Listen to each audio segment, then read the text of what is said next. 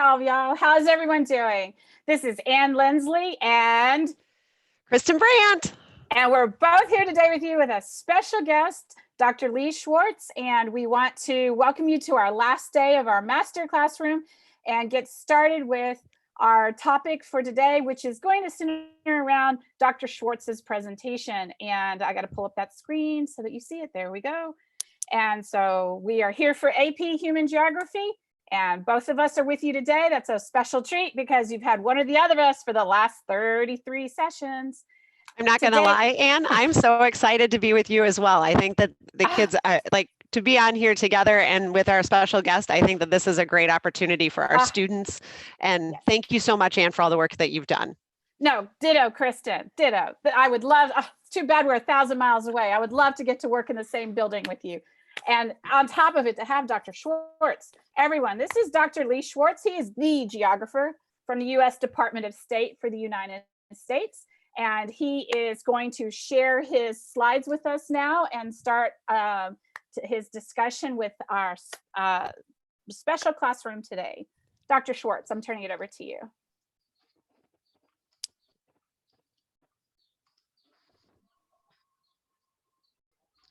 Okay. Can you see my slides now? Yes. Great. Well, I want to thank everyone for tuning in today, and I want to congratulate you all for completing your AP Human Geography course and wish you the best of luck in your exam next week. Above all, I'd like to give a big shout out to your teachers because they really are my heroes and they should be yours as well. What you have all been forced to deal with through this COVID-19 crisis is really quite traumatic, I'm sure, both in the disruption of your social networks and your personal contacts, not to mention having to finish out the school year.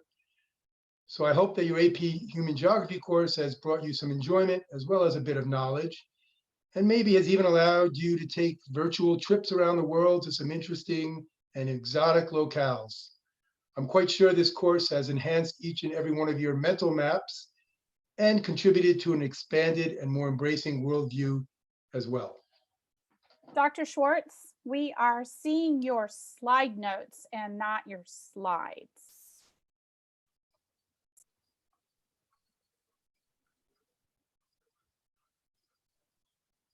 Is that your, so yeah, let's just share your slides again. There we go. Perfect. Thank you. Perfect. This is the beauty of live TV, guys. Remember, we've had strange things happen all the time. So that's how you know this is real. All right, my involvement with this, what eventually led to the AP Human Geography course really started a decade ago or more when the National Academies of Sciences put out a study called Learning to Think Spatially, which is one of the fundamental tenets of human geography. And I love this slide because it's got a piece of artwork on the cover of the study. I have this hanging in my office. This is called The Geographer by Vermeer, one of the Dutch masters.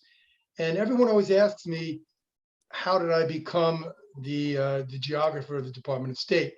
And I've got to say that I didn't really have a plan to do this, but I remember when I first became fascinated with maps was when I was in junior high school, and my brother and I sat with my father, who was a teacher, and we mapped a trip we were going to be taking out west, where we had to plot out the number of hours it would take us to drive from campsite to campsite so we could reserve our spots ahead of time.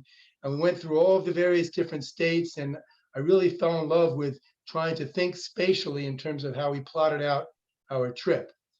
When I was in college, I actually became a geographer because we did not have an anthropology major. And I took a number of courses in cultural anthropology, and I got very interested in the subject. And I was convinced that I could learn the same things from the perspective of a human geographer. So I became a geographer, and I eventually ended up teaching college geography. And that's when I realized that our schools were not doing a very good job of teaching geography. So I became involved in what was an effort with our Congress and with the National Geographic Society to launch the first National Geography Awareness Week in 1987. Now that's ancient history now. That happens every year, the third week of November. This was an editorial I wrote in the Washington Post bemoaning the lack of geographic knowledge from our students. And I worked with the National Geographic Alliance to have teacher workshops every summer after National Geography Awareness Week was stood up. And I was very excited because one of the sponsors of that bill was Senator Bill Bradley. He was a senator from New Jersey. But more importantly, from my view back then, is he was a star basketball player. He played for the Knicks. I'm a New Yorker, and I was a big fan of the Knicks. And he wrote a book called A Sense of Where You Are. He was also a Rhodes Scholar. So he actually delayed becoming a basketball player to study 2 years at Oxford in England. So he was an athlete, he was a scholar, he was geographically aware, and he was one of my basketball heroes. Here I am trying to shoot like Bill Bradley. Unfortunately, I wasn't good enough in basketball, so I ended up taking one of the best jobs I could find, which was as a geographer at the Department of State. And as the head of the Office of the Geographer there, I have the opportunity to work every day with a very talented group of professionals, cartographers, analysts, human geographers, physical geographers. We have an epidemiologist on our staff. We have people who are working in space science and climate science. And I get to work with a very outstanding group of people who help me look good every day. The job has been around, my job, for almost 100 years, and the position has always been very closely tied to academic geography, working closely with high school students and universities, and I'm proud to be able to continue that tradition. Of course, one of the fundamental roles in my office has always been about maps, because what we do more than anything is we produce maps, we produce fine cartography, we produce maps that are not only visually compelling, but also end up providing information. A map is worth 1,000 words. And if we can produce a map that not only captures someone's attention because of the way it looks, but provides information in a snapshot that allows people to make quick decisions, then we're doing our job. So we consider ourselves outstanding cartographers at the fundamental basis of what the work we do. And you can see many of the maps we do on regions that you've probably become familiar with during your coursework. The Arctic, Latin America. There was a big conflict along the border between Bhutan and China not too long ago. The Horn of Africa has always got a number of different crises. The latest one happens to be locusts. And the South China Sea is an area of tremendous interest because of the Chinese building structures on islands there and trying to map out who has various different maritime zones of influence and control. Here's one of our talented young cartographers, Brooke Marston, and she's going to show you now how she makes a map. So we no longer use the cartographic techniques that I had to use when I was a graduate student. Fortunately, I did not become a cartographer, and we now have everything digital. And while Brooke is pretty fast, this obviously is a speeded up version of how we produce our maps in the Office of the Geographer. A lot of the work we do is on the classified side. Obviously, I'm not going to be showing any of that today. We're going to show examples of mostly the work we've done in a whole range of different topics that we call global issues. But first of all, fundamentally to geography, boundaries matter. This is a cartoon I've always enjoyed, where the slight slip of a pen or the slight slip of a digital line can literally lead to a border war. And we've had real situations where this has happened along borders where people are shooting live ammunition. And we've actually corrected the boundary between Afghanistan and Pakistan in 17 different areas because of the digital precision that we now have with satellite imagery and other tools that allow us to take lines on a map that existed for many, many years and create digital versions of them that are more precise. This particular boundary has never been ratified between the governments of Afghanistan and the government of Pakistan. And so what we've done is we made all of our international boundary lines that we maintain for the US government as the Office of the Geographer in the Department of State, we made them publicly available in a digital catalog, so that even if a country doesn't agree that our border is their official border, in these cases where we have troops who are patrolling, everybody in the area knows where those troops are considering the border. And we've made these boundaries available globally, and they're picked up by a lot of different organizations instead of, including Google. So you'll see if you're on Google Earth, US Department of State Geographer is listed as the authority for all of the international boundary lines that you see there in yellow highlights. And I said boundaries matter, but of course, sometimes boundaries don't matter, because not all conflicts, not all events respect international boundaries or local boundaries. For instance, an infectious disease like Ebola, they don't understand the boundaries, the political boundaries that are on a map. They travel in vectors, they travel through airports, they travel over land through ships, they travel through, contacts among relatives, much like the COVID-19 crisis we have today. So while you have to understand boundaries, you also have to understand the limitations of boundaries in terms of what you do with your geographic data. And of course, accuracy is always important in our maps. And we have an example which happened recently where the maps that we were posting for Google were different from the maps that were posted in Bing Maps. I think everybody's familiar with these digital platforms. And it almost led to a small conflict between Costa Rica and Nicaragua, because they were arguing over which boundary was the official boundary. Even though the two countries very well knew that where the boundary was, the Google map showed it differently from the Bing map. The Nicaraguans actually went and crossed into Costa Rican space, started dredging the river to change its course, and ended up blaming the State Department for giving Google the boundary. And in fact, it was an error in the map that we then corrected. So by making our boundary lines publicly available, we get a lot of information back from our citizen mappers out there in the world. And names also matter. People are very tied to what they call things, particularly when you have names that are different from different languages, or maybe colloquial names and not official names. And in this case, there are two rocks that are uninhabited in the middle of the Pacific between Japan and South Korea that the US Board on Geographic Names, for which my office chairs the Foreign Names Committee, provides the official name of the US government as Liancourt Rocks. But the Koreans call this Dokdo, the Japanese call it Takeshima, and it's very important to them. And our database used to randomly show these maps based on different variations, which one wouldn't think was a problem, except the Takeshima was listed as the first entry right when President George W. Bush was visiting South Korea in 2008. And the first question he was asked at a press conference is, why are we calling this rock Takeshima instead of Dokdo? In fact, that wasn't the official name, but it just lends, I wanted to make you understand the importance of names.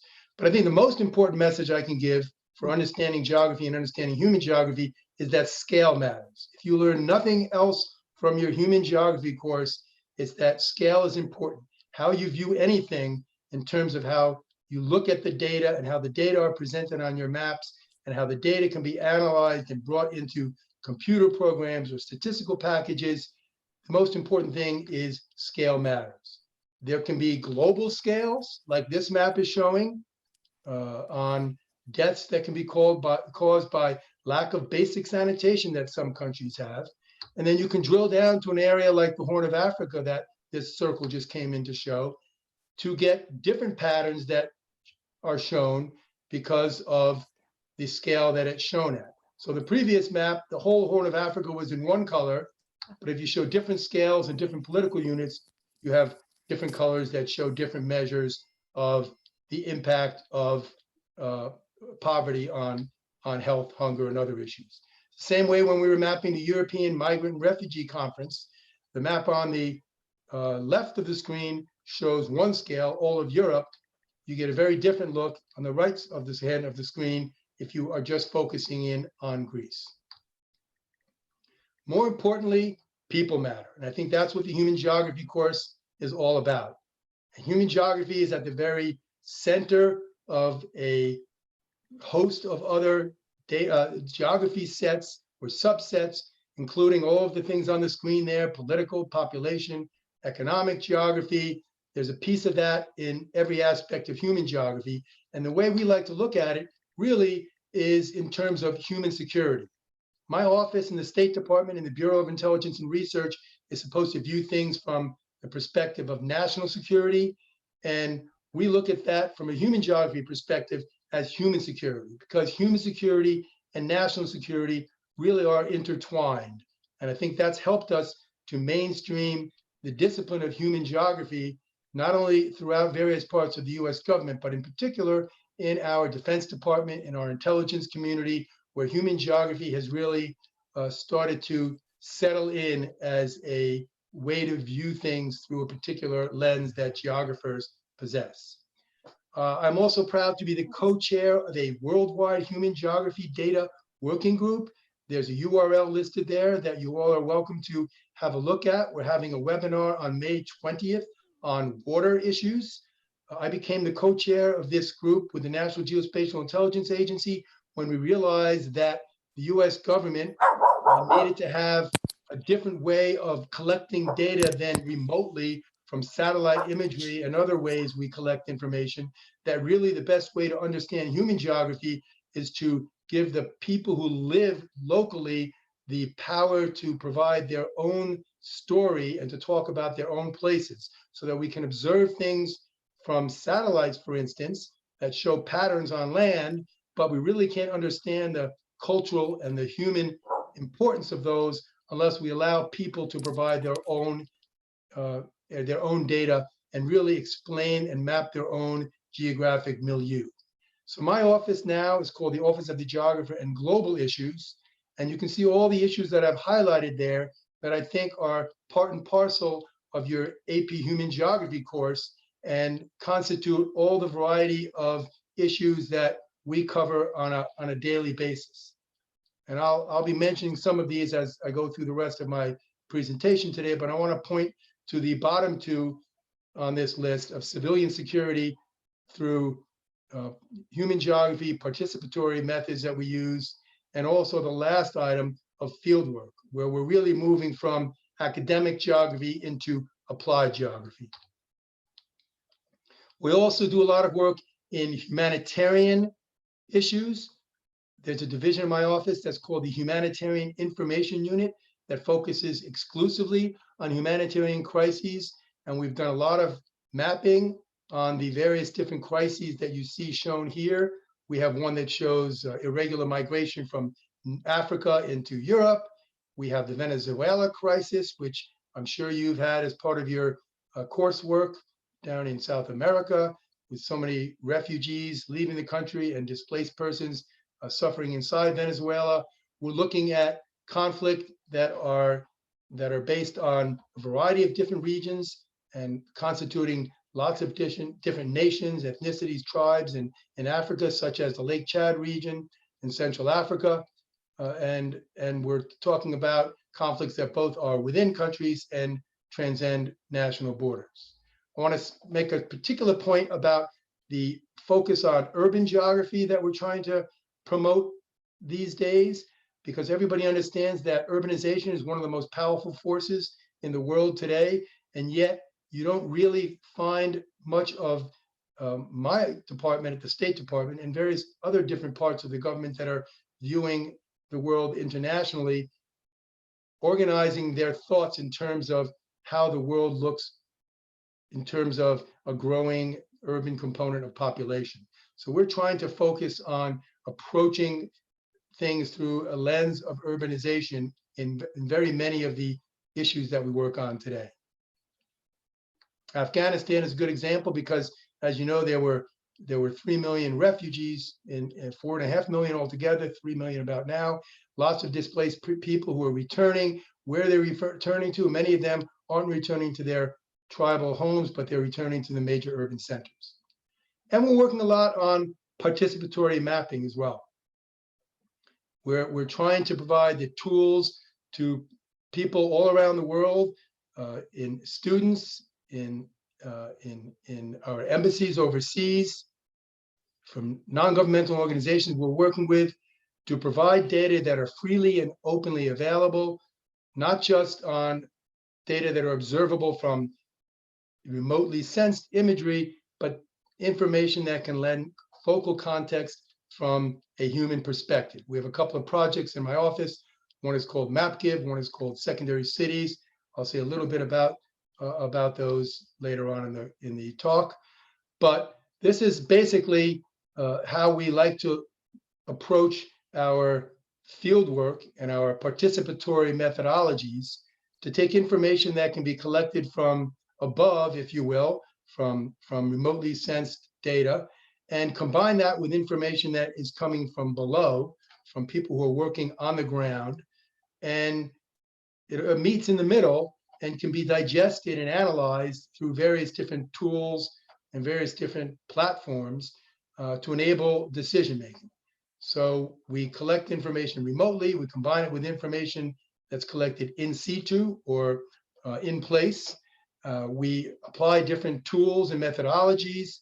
We present the data as openly as possible to allow the people who are living in the communities to take advantage of the data that are being collected. And we try to share it out to be used by academics, by governments, by a variety of interested parties. We do this a lot by first providing satellite imagery support. We have a number of different projects all around the world. Some of them are designated by the red dots on the map in the upper left. This is particularly helpful when you can task out imagery prior to the advent of a natural disaster like a hurricane. Earthquakes are difficult to predict, but hurricanes, you anticipate when it's going to hit an area. So we make sure to have before imagery that we can then have imagery from afterwards. We load up the imagery and serve it out in an imagery server through the Humanitarian OpenStreetMap in a matrix like you can see in the below left. We've done this for a variety of different services in a program we run called MapGive, where we're crowdsourcing people who are inputting data. And we have a site on the State Department website and a video I'm about to show, which shows how you can become volunteer mappers.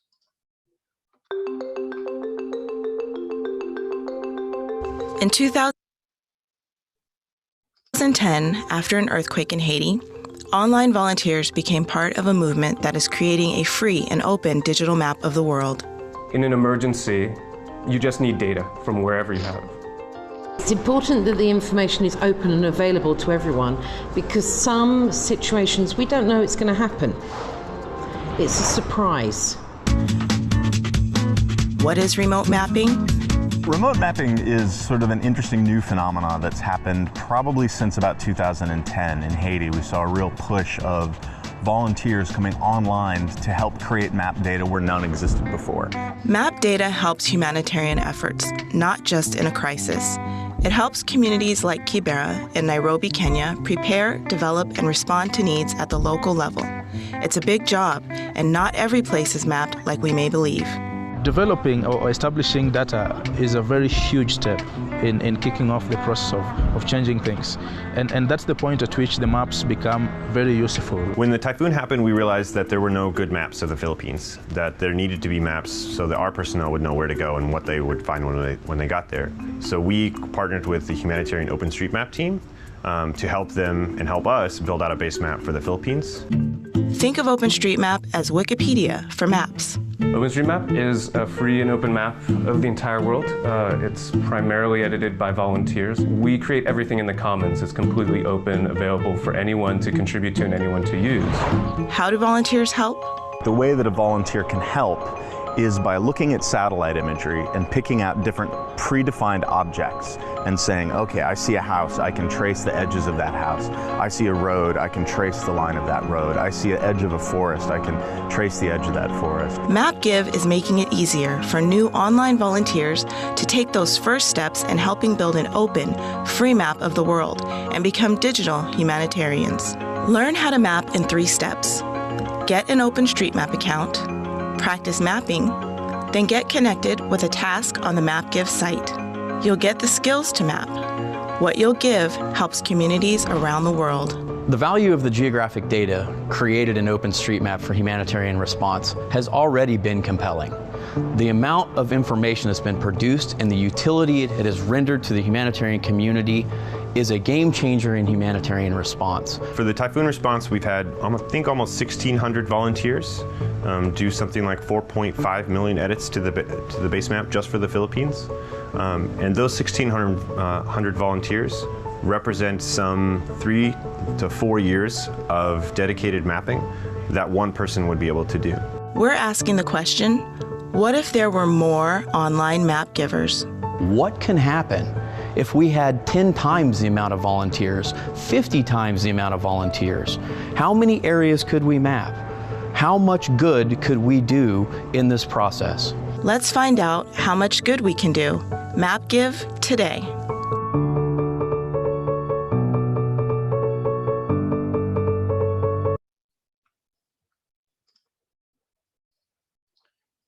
Okay, and hopefully now you'll all be inspired to become volunteer mappers. This is an example of what we do with MapGive. We host with a number of different organizations what we call mapathons.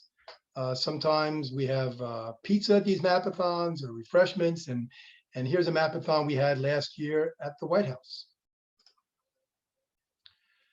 Another project we have that tries to get at the heart of urbanization is called our Secondary Cities Project.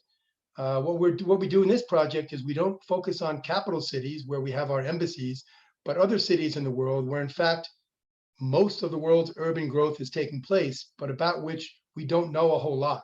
So some of these names on the map you've probably never heard of: Mekelle, Ethiopia; Pokhara, Nepal; Port Harcourt, Nigeria; Santa Fe, Argentina.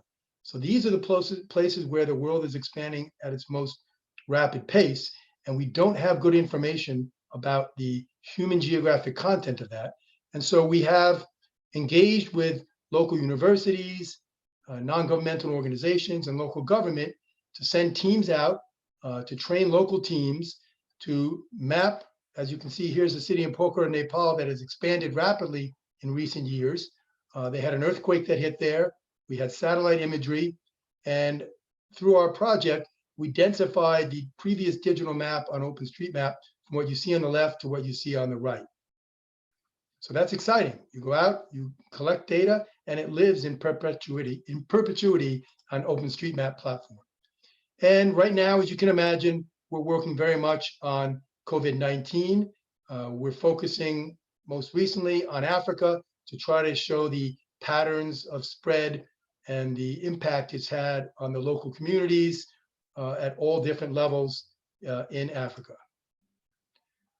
I was asked if I could tell a few stories, and I didn't want to get carried away because I've got lots of them, but I just have some photos in the next few slides to talk about some projects that our office has done in the area of fieldwork, because really it's important to get your hands dirty with information, to do ground truthing, that you can check information that you're putting on a map is actually reflecting what is on the ground. Not only that the information was collected in the first place accurately, but that things haven't changed much since then.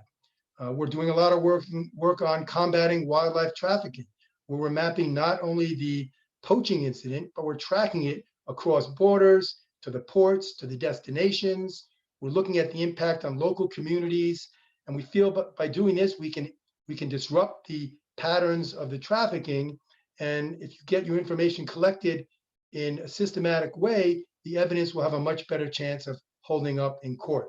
So we're focusing on geographic information to combat wildlife trafficking. We worked in Haiti designing a GIS strategy for the government after the earthquake there, because it actually destroyed the Institute of Geography in Port-au-Prince, Haiti. We've done work with the American Geographical Society on one of its Bowman expeditions. Isaiah Bowman was probably the greatest American geographer. And this was working with communities who were located across the Continental Divide in Mexico, who had never had any reason to make boundaries between their communities. These were indigenous populations until the government was conducting forestry operations And then they went out and they put their own markers down and mapped it based only on their own knowledge of the history of the region.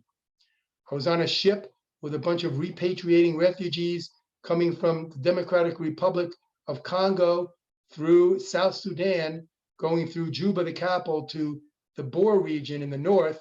And these refugees had left with nothing, and they were returning with hundreds of head of cattle, and they were coming onto land that had no land rights, and other people had moved into that land. And so nobody factored in the cattle and the grazing when they were trying to plan the return of refugees. And it's not surprising that war broke out soon after the South Sudan became the most recent independent country. And my last example is the work we've done in the crisis of Rohingya refugees in Burma, where we've gotten satellite imagery to show all of the villages that were burned in Burma that caused the refugees to flee to Rohingya. We tracked the imagery of the burning villages on the ground. We looked at detailed imagery of the individual locations to see that buildings themselves were razed, yet some structures were left unburnt, indicating that it was unlikely a natural fire and probably was set. We conducted a field survey of the refugees in Bangladesh of the Rohingya to show that they all had similar stories from throughout Burma, which means that the pattern of violence was not random, but it was systematic, which is one of the criteria under the Geneva Conventions for it to be a war crime. And we published something that showed the systematic pattern that came out in a State Department document that's available on its website. So that's the example of how you can do field work. You can be participants. You can get your hands dirty with data. You can understand the value of scale, and you can all be collectors. You can all be citizen-centered sensors. And the satellite that we need to build to collect human geography data is not a satellite that is in the sky, but it's all of you potential future geographers who can provide information on the ground about the local, cultural, social content of communities, to map them, to provide information that are publicly available so that better decisions can be made by governments, and that local citizens also have access for their purposes as well. So I thank you very much for your attention. Dr. Schwartz, we are so thankful for everything that you just shared with our students. I'm not going to lie, I was texting Anne a little bit during your presentation because everything you were talking about connected to lessons that we have taught and shared with these students over the last 5-6 weeks. And so it's great to see these things in application in the real world instead of just our hypothetical images on the screen. Great. So questions were coming in as you were presenting. And so Anne and I are going to share a couple questions with you. Kristen, Ms. Brown, Yes. Yeah. If the students would like to log into slido.com, the room number is V181, and we can add and see how many questions we can access. Go ahead. I'm sorry. No, that's perfect. So V1. I'm having a sip out of my geography mug. Love it. So V181, and there it is. Awesome. Thank you. So the first question, Dr. Schwartz, that we were going to ask you came from a student early in your presentation. What would you professionally consider to be one of the biggest global conflicts? A loaded question. Have fun. Well, I would say we're in the midst of one right now. The implications of COVID-19 and the ramifications go well beyond what's happening right now with the health crisis. But I think it gets at a lot of different issues that my office covers, including, importantly, the loss of biodiversity. I think that's something that we focus on from a very human geographic perspective. It's tied to climate change. It's tied to how zoonotic diseases like COVID-19 spread. It's tied to the future way we use resources in the world. So from a global perspective, without looking at any of the individual crises around the world now, and you can choose from a list of many, and of course, nuclear proliferation is always a concern. But from my perspective, as a geographer concerned about the future of the world, I would say the loss of biodiversity is a lens we need to use more often to understand the severity of a whole lot of different crises. So I didn't necessarily answer that question by selecting a conflict. Instead, I'm selecting a lens with which to view any conflict. I think that can lend a geographic spin to the answer. That's wonderful. Thank you so much. Dr. Schwartz, what is your favorite part of your job? Well, right now, I think the favorite part of my job is working with a lot of really talented people, in particular because I haven't been able to do that for the past month, and I really miss it.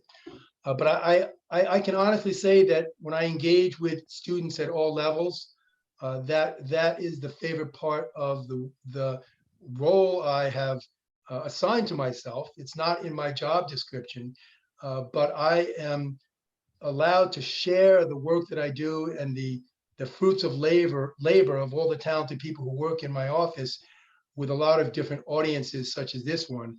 And that gives me the most gratification from anything I do.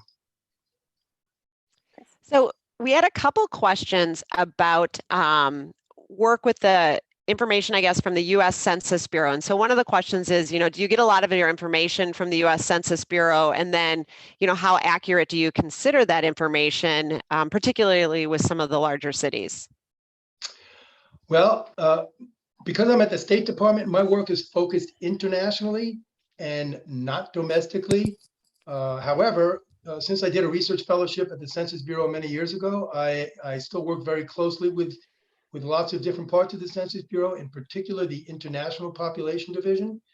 And I think that the accuracy of our census is something that is being worked on by statisticians, by geographers, by market research folks. And it's something that we always are concerned about. And I think the way we're heading in census information is that we're going to be relying increasingly on a lot of information that's collected remotely. And that gets us to a whole lot of different issues related to privacy and accuracy as well. So again, I'm not answering the question in particular because accuracy is always a problem. I think the only thing I can say confidently is that our census in the US is a whole lot more accurate than most censuses around the world that I have to work with and have to figure out ways to redistribute data, disaggregate data from a lot of information that isn't shared or isn't publicly available or may not be reliable. We have a student who's asked, two students have asked related questions. One of the questions has to do with, can GIS be used to help solve COVID-19? And then how does epidemiology come to play in with using GIS and using geography to solve COVID-19 and epidemics?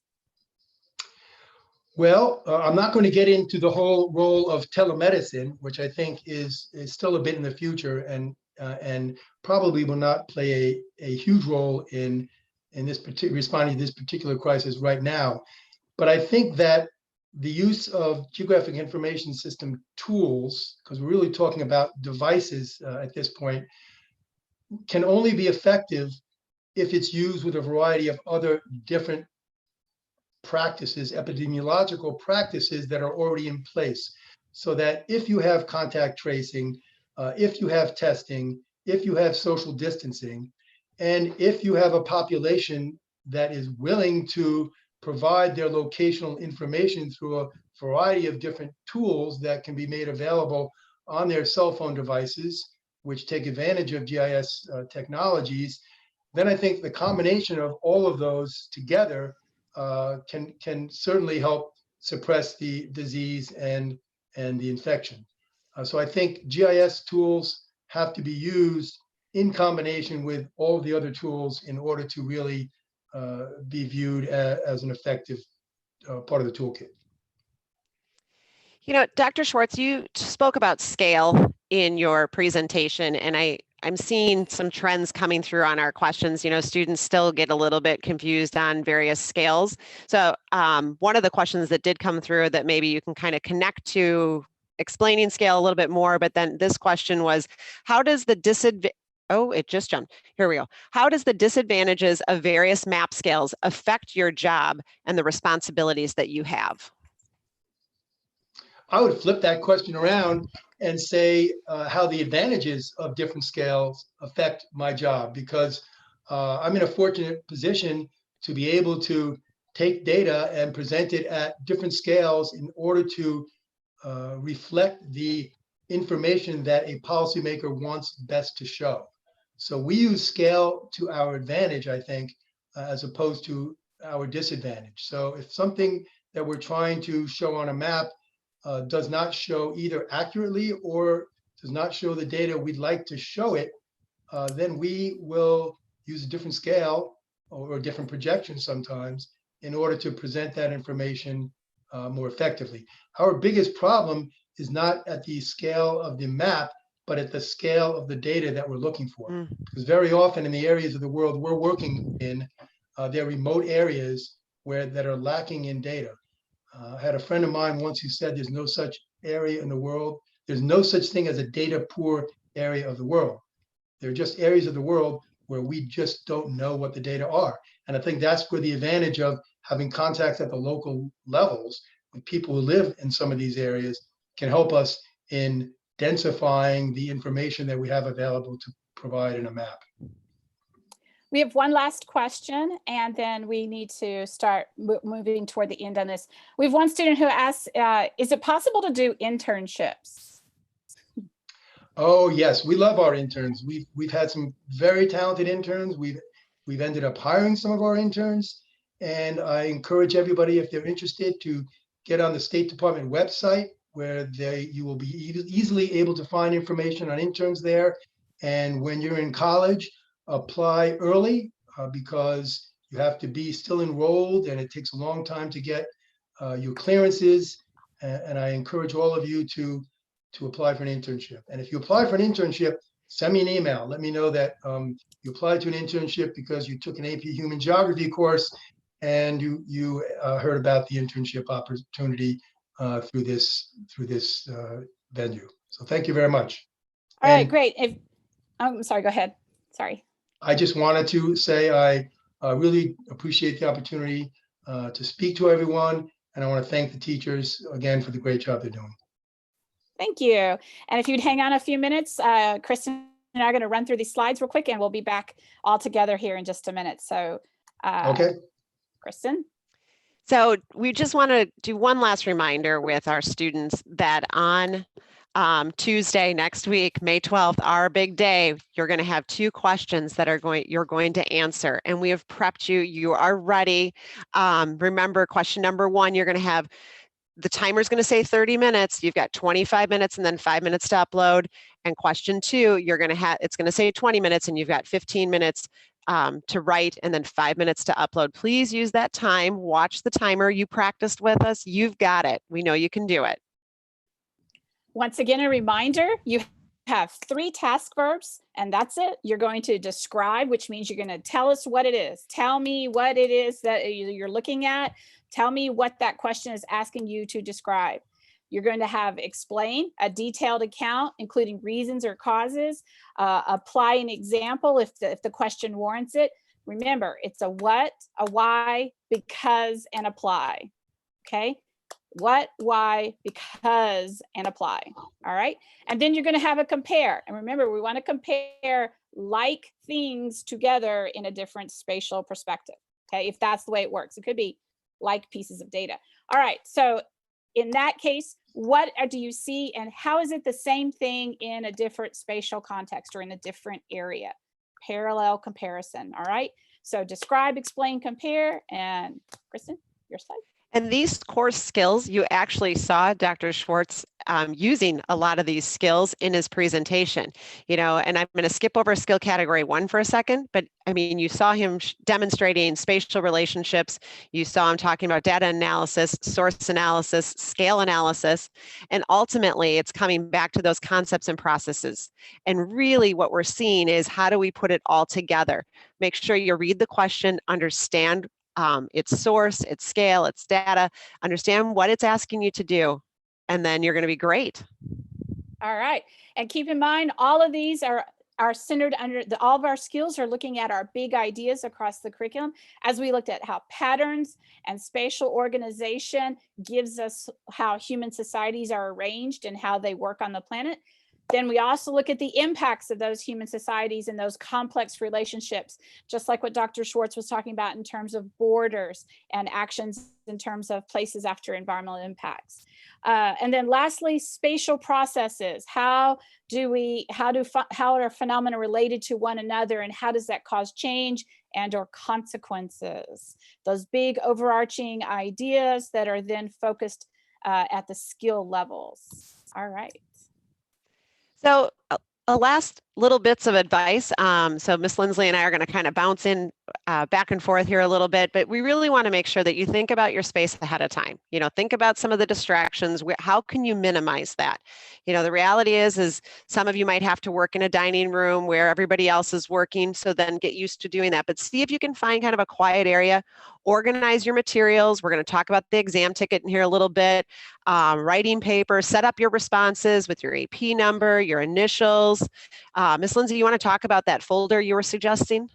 Yeah, that folder, that's where all those cheat sheets you think you need to have are, because you know this course. So if putting papers in there makes you feel better, go for it. Make sure that's a dedicated folder for your geography course, not for your calculus course or your physics course. Geography, the most important course.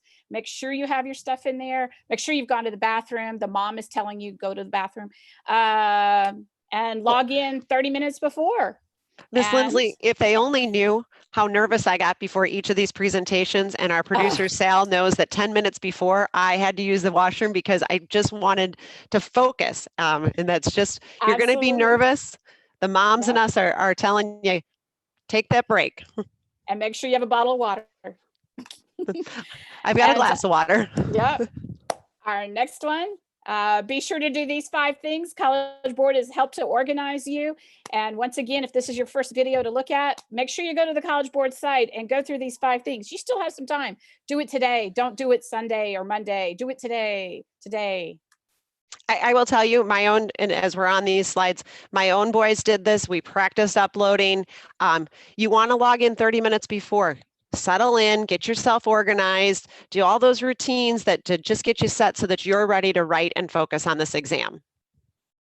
All right, I have to pull these slides down to activate that audio, and I'm going to do that right now. And we are almost at a wrap. Yeah, so as Miss Lindsley is switching that over for you guys, I just want to thank all of you that have tuned in and said such wonderful things, that shared such wonderful comments with both of us. Dr. Schwartz, thank you as well. You know, my love of maps has started since I was a small child. As I look around my room, and if I was in my office, you would see that maps tell a story. They tell us so much. And I think that to see that passion with 3 people sitting right here, hopefully it's contagious for our students as well. Absolutely. And I want to thank all of the students as well. Thank you, all of y'all who have been sending us messages. Oh my gosh. And on Teacher Appreciation Week, oh my goodness. Some of you who sent me some of those notes, and I know Miss Brandt got some of those as well. It took me 4 hours last night to go through some of them, and I was crying in the end. Thank you for making Teacher Appreciation Week amazing. And thank you, Dr. Schwartz, for coming in and capping off a stressful time period for all of our students, but helping to make it less stressful, I hope, as we approach that exam on Tuesday. And we are confident that our students that have been watching us and going through all this the last 7 weeks with us should be super well prepared, because they have started off with fabulous teachers, and we've put our heart and soul into getting you guys through, and College Board was committed to this. And gosh, geography is a passion. And geography is always where it's at, you know? So Thank you, Dr. Schwartz. And thank Good you, luck. Sal and William and Kennedy with Ms. Brandt, who was helping moderate all of this for us. And we have this last message from College Board, and we're going to let this go for you all. Good luck on Tuesday. Good luck, everybody.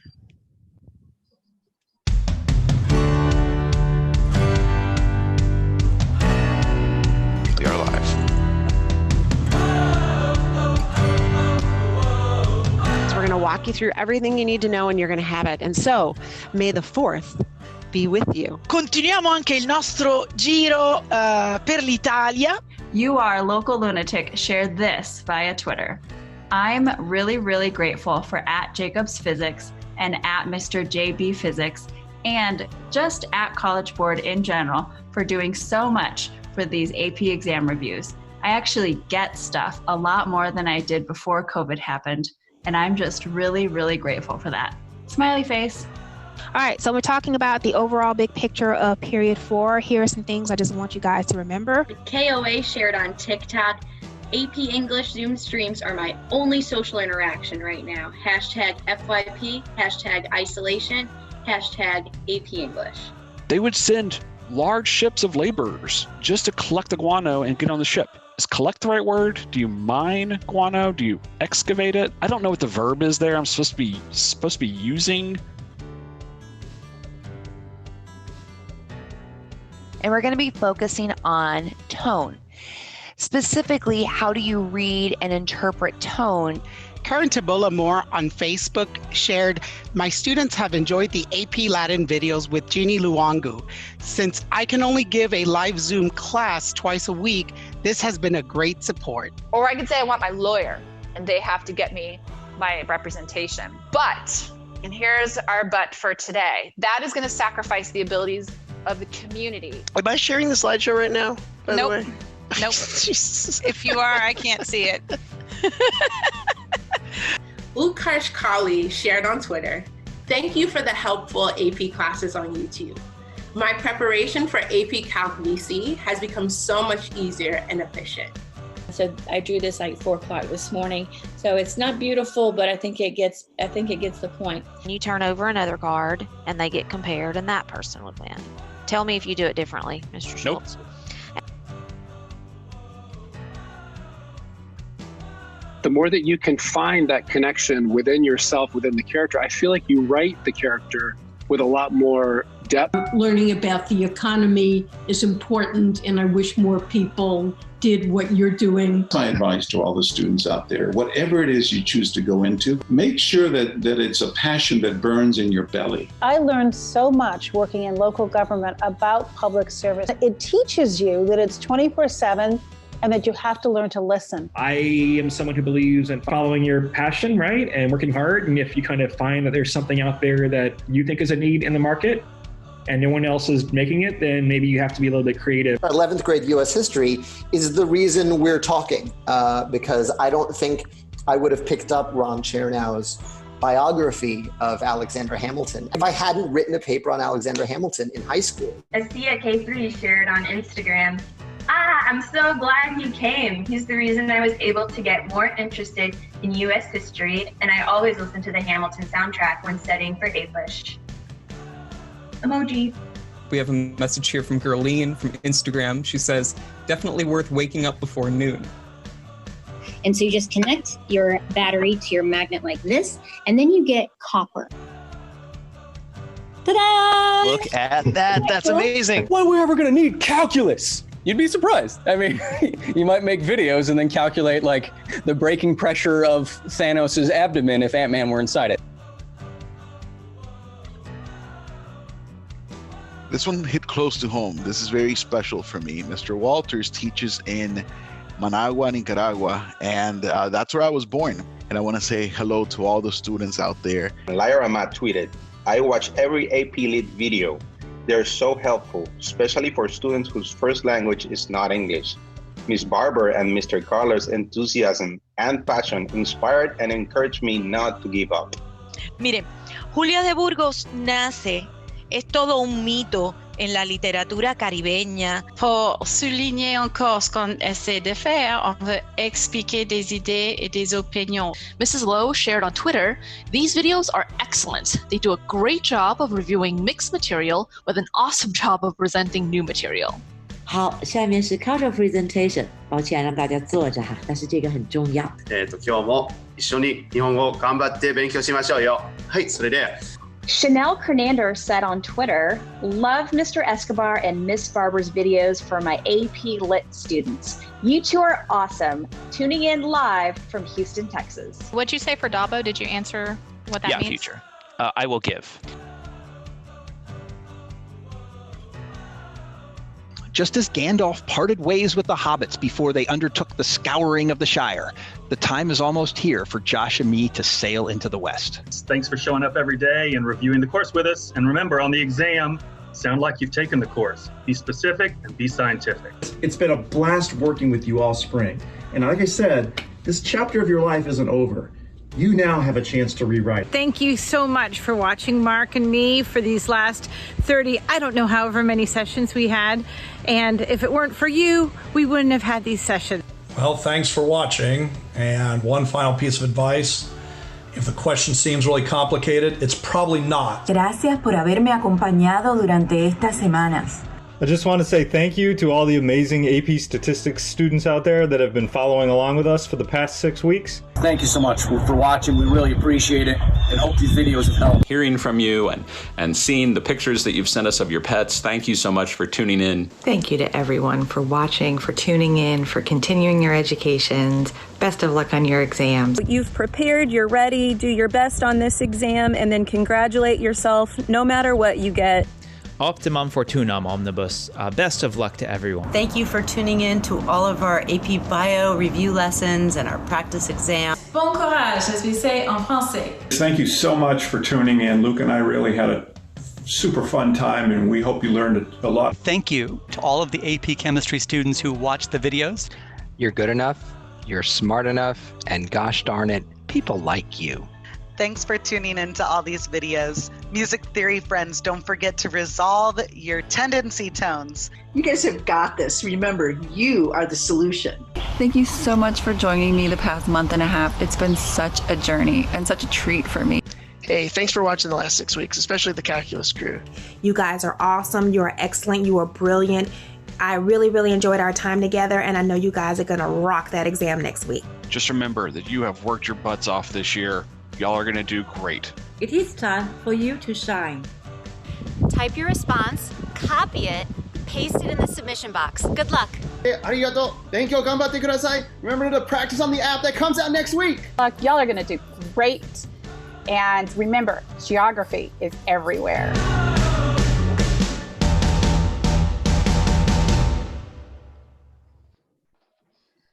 Are we done?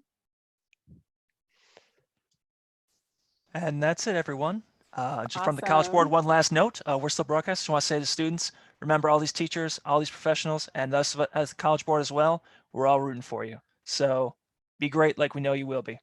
Take care. It's been a pleasure. Thanks, y'all.